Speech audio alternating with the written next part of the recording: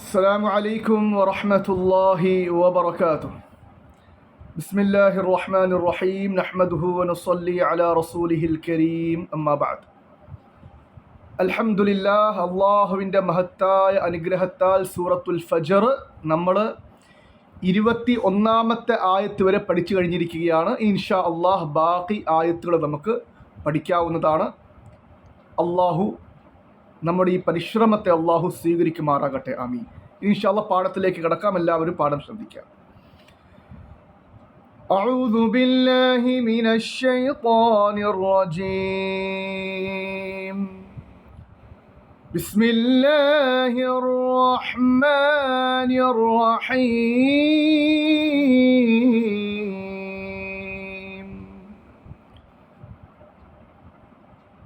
وجاء ربك والملك صفا صفا وجاء ربك والملك صفا صفا. ഇനി എന്നോടൊപ്പം പാരായണം ചെയ്യുക. أعوذ بالله من الشيطان الرجيم.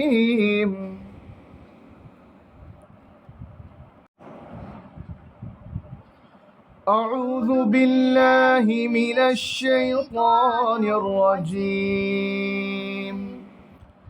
بسم الله الرحمن الرحيم. وجاء ربك والملك صفا صفا.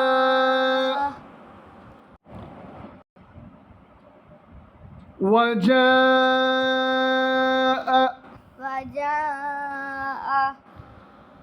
ربك നിങ്ങളും എന്നോടൊപ്പം പാരായണം ചെയ്യുക. وجاء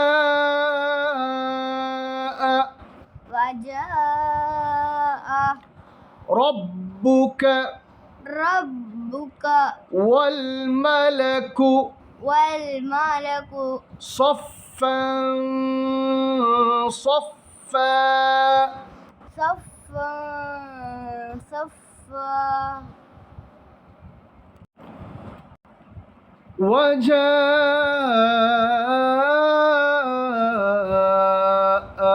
ഇത് മദ് മുത്തസിലാണ്. ഈ നിയമത്തിൻ്റെ പേര് മദ് മുത്തസിൽ എന്നാണ്.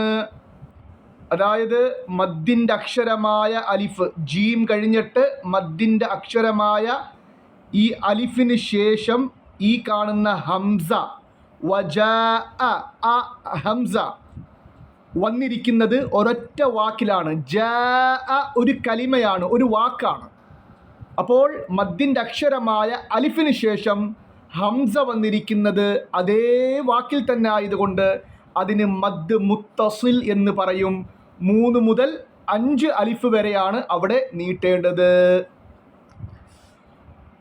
وجاء ربك والملك صفا صفا صفا.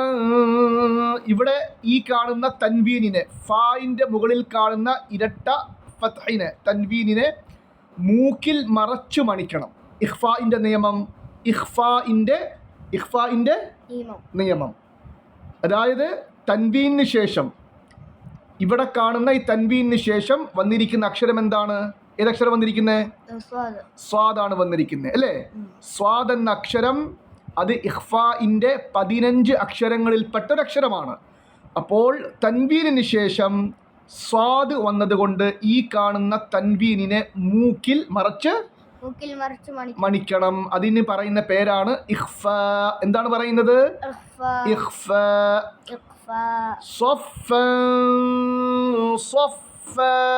ഇങ്ങനെ വേണം ഉച്ചരിക്കാൻ. പറഞ്ഞേ. ഓക്കെ, ഇനി എന്നോടൊപ്പം എല്ലാവരും ഒരു പ്രാവശ്യം പാരായണം ചെയ്യുക. وجاء ربك والملك صفا صفا وجاء ربك والملك صفا صفا ഒരു പ്രാവശ്യം കൂടി. وجاء ربك والملك صفا صفا ഇനി അടുത്ത ആയത്ത്. وجيء وجيء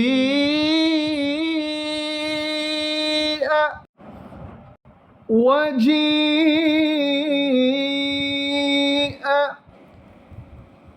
يومئذ بجهنم يومئذ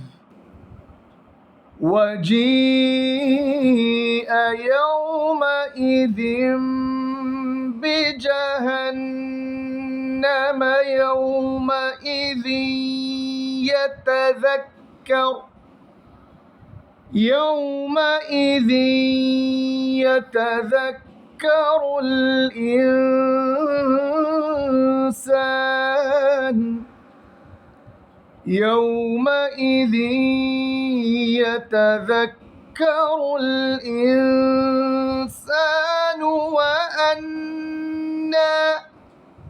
وأنى له الذكرى. ഇനി എന്നോടൊപ്പം പാരായണം ചെയ്യുക. വജീഅ, ഇവിടെയും വജാഅ പോലുള്ള നിയമമാണ്. 3 മുതൽ 5 അലിഫ് വരെ നീട്ടണം.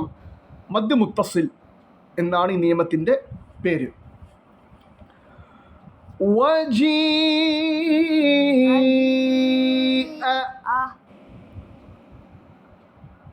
يومئذ بجهنم وجيء يومئذ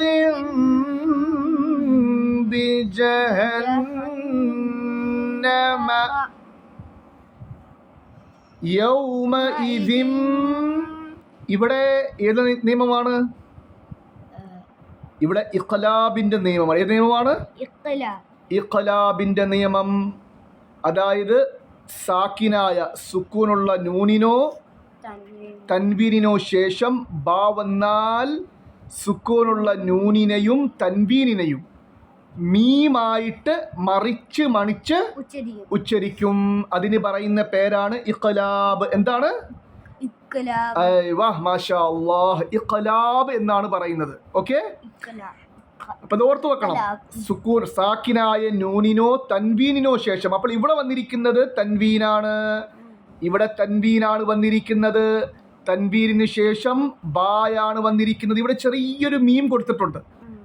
യൗമ യൗമ ഇദിം എന്ന് മീമായിട്ട് മറിച്ച് വേണം ഉച്ചരിക്കാൻ എന്നറിയിക്കാൻ വേണ്ടി ചെറിയൊരു മീം കൊടുത്തിട്ടുണ്ട്. ഇനി ആ മീം ഇല്ലെങ്കിൽ തന്നെയും നിയമം മനസ്സിലാക്കി പഠിച്ചു വെക്കുകയാണെങ്കിൽ ഓതാൻ എളുപ്പമായിരിക്കും. എല്ലാ സ്ഥലങ്ങളിലും ആ മീം എഴുതും എന്ന് നിർബന്ധമൊന്നുമില്ല.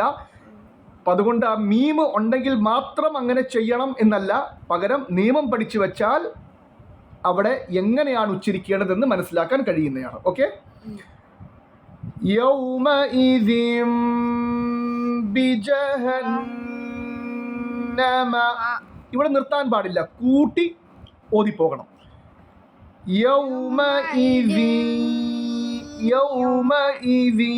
ഇവിടെ തൻവീന് ശേഷം ഇവിടെ തൻവീന് ശേഷം ഇരട്ട കസറിന് ശേഷം യായാണ്, യാ ശബ്ദമുള്ള യായാണ് വന്നിരിക്കുന്നത്. ഓക്കെ, അപ്പോൾ കൂട്ടിച്ചേർത്ത് ആ തൻവീനിനെ യായുമായിട്ട് കൂട്ടിച്ചേർത്ത് വേണം ഉച്ചരിച്ച് പോകേണ്ടത്.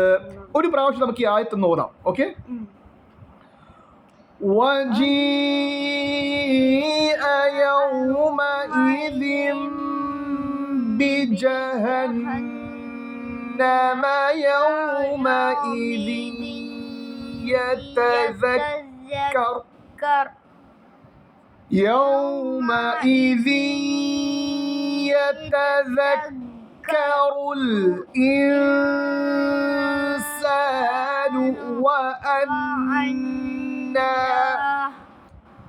وأنى له الذكرى. അപ്പോൾ ഇവിടെ യൗമഇദി എന്ന് മണിച്ച് കൂട്ടിച്ചേർത്ത് ഉച്ചരിക്കണം.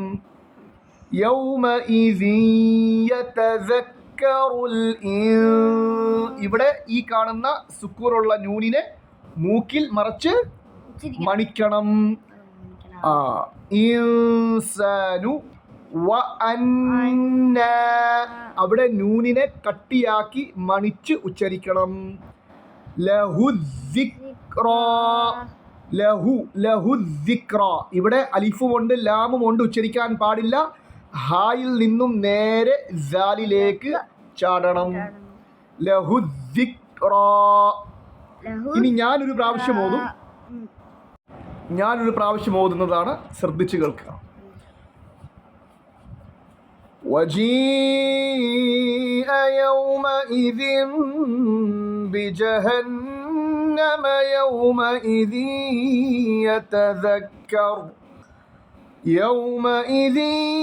يتذكر الإنسان وأنى له الذكرى. ഇനി എന്നോടൊപ്പം പാരായണം ചെയ്യുക. وجيء يومئذ بجهنم يومئذ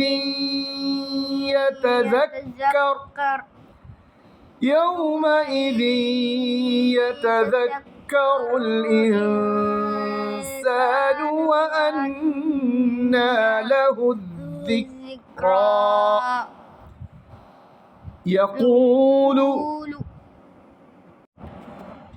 يقول يا ليتني قدمت لحياتي.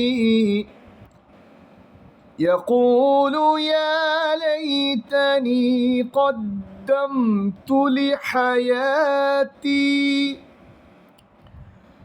يقول يا ليتني قدمت لحياتي. أوديكو يقول يا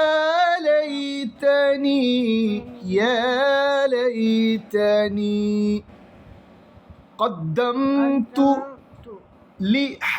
لحياتي.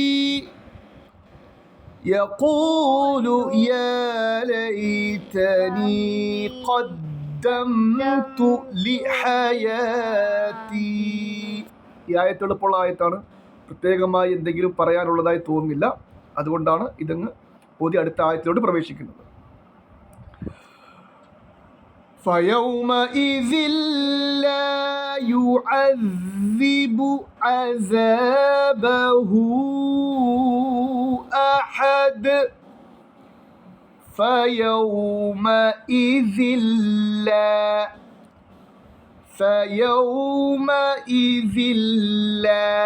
ഇവിടെ ഫയൗമഇദിൻ തൻവീന് ശേഷം ഷദ്ദുള്ള ലാമാണ് ഇവിടെ വന്നിരിക്കുന്നത്. അപ്പോൾ അതുകൊണ്ട് അവിടെ മണിക്കാൻ പാടില്ല, കട്ടിയാക്കുക മാത്രമാണ് അവിടെ ചെയ്യേണ്ടത്. ഫയൗമഇദിൻ ലാ യുഅദ്ദിബു സാലിന് ഷദ്ദുണ്ട്. അസാബഹു അഹദുൻ എന്നാണ്, തൻവീനാണ്. പക്ഷെ നിർത്തുമ്പോൾ സുക്കൂൻ കൊടുത്ത് കൽക്കല ചെയ്ത് അഹദ് എന്ന് പറഞ്ഞ് നമ്മൾ നിർത്തും. ഫയൗമഇദിൻ ലാ കൂട്ടത്തിൽ ഓതുക.